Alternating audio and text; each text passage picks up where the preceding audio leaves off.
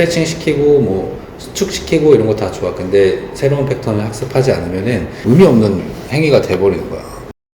내가 바른 자세로 앉아있는다고 해서 12시간씩 앉아있으면 이게 좋겠니? 안 좋지.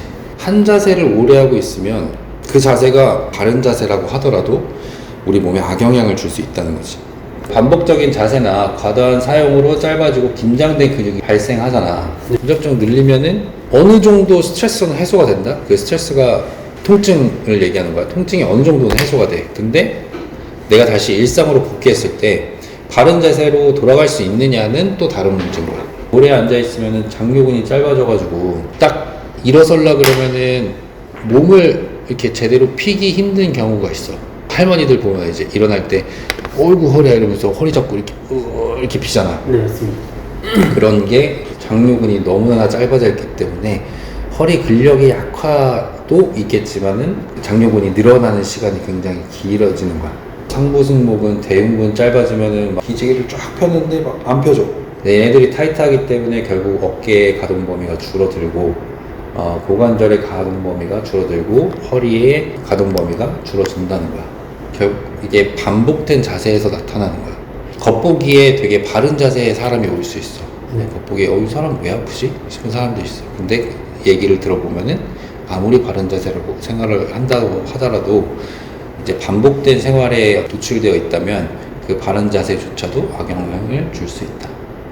그래서 그게 결국은 비효율적인 움직임 패턴이 되는 거고 통증이 반복되겠지. 스트레칭 시키고 뭐 수축시키고 이런 거 다 좋아. 근데 새로운 패턴을 학습하지 않으면은 의미 없는 행위가 돼버리는 거야. 태권도를 예를 들어보자. 옆차기를 하는데 이렇게 쫙 찢는 옆차기를 한다고 해봐. 그 뭐라 그러니 그거를?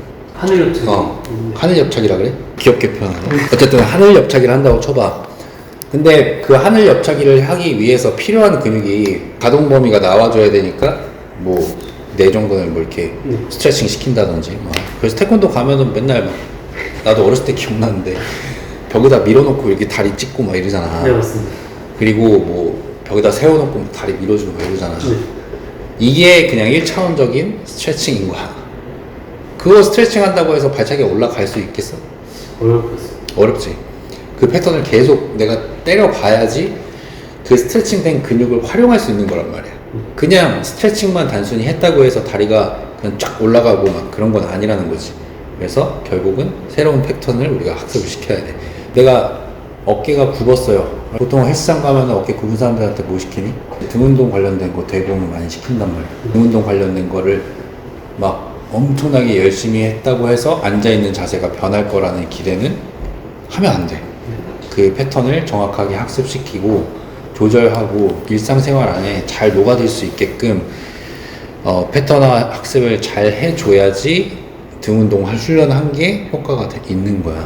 내가 등 운동을 훈련을 빡세게 하면은 예를 들면 뭐 1000번 넘게 한다고 하면은 학습은 되겠지. 근데 우린 1000번을 하게 시키려는 게 목표가 아니라 뭐 3번만 시켜놓고 학습을 시키는 게 목표이기 때문에 웨이트 한다고 해서 학습이 안 된다는 게 아니라 좀 더 효율적인 방법을 채택한다라는 거야. 기억해야 될 거는 패턴을 먼저 보는 거야.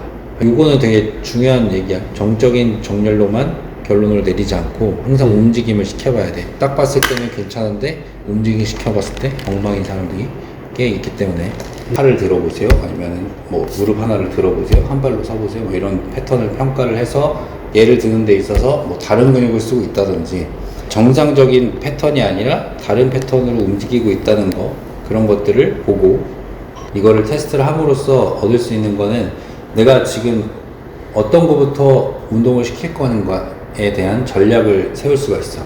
그 다음에 그러면 이걸 어떻게 해결하느냐? 아까 발차기 예를 들었듯이 이것들이 결국은 시스템이 돼야지 좋아진다는 거야. 우리는 뭐 이것들을 당연히 하면서 다양하게 툴을 이용을 하지만 먼저 2발로 서보고 한 발로 서보고 그 다음에 불안정 요소를 추가하고 이것들이 통합이 잘 되고 있는지를 확인하는 작업들이 계속 들어갈 거야. 그리고 그게 우리가 사용하는 컨셉이기 때문에 그거를 잘 통합해서 재활이나 이런 것들을 적용을 하면 된다.